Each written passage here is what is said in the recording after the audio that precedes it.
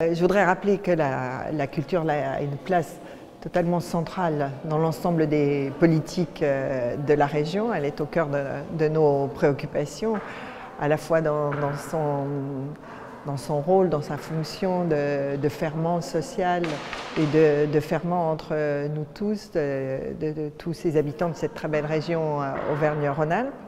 On a voulu une politique culturelle qui était à la fois co-construite, équitable, transversale, numérique, le plus large possible avec une fonction d'ensemblier, mais on a surtout aussi voulu co-construite.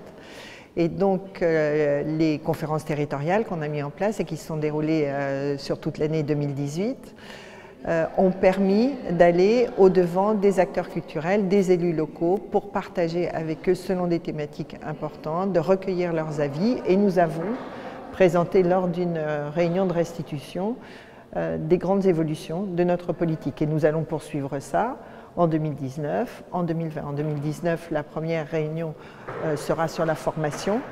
Elle se tiendra au mois de juin, le 19 juin, et nous allons là développer les grands enjeux de la formation dans le domaine culturel.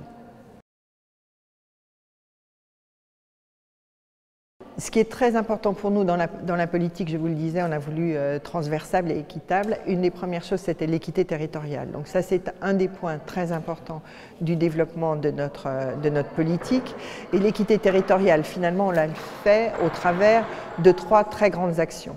La première très grande action, c'est le patrimoine. C'était la première fois, on y reviendra je crois, mais on a investi avec un plan patrimoine de 100 millions d'euros et ça permet dans chacun des villages, dans les territoires ruraux, dans des territoires multiples. Il n'y a pas seulement l'hypercentre, puisque nous on a un grand nombre de métropoles sur notre territoire, mais on tient compte de l'ensemble de notre territoire.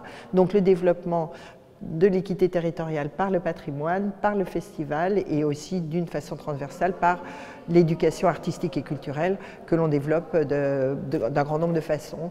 Parce que pour nous, il faut que la culture soit présente pour tous, partout, au plus près. Et donc là aussi, on développe des pratiques culturelles. On va au-delà quelquefois des simples institutions culturelles pour aller, comme on a un plan fanfare par exemple, qui nous permet d'aller vers les pratiques culturelles et de permettre à tout le monde accès à la culture.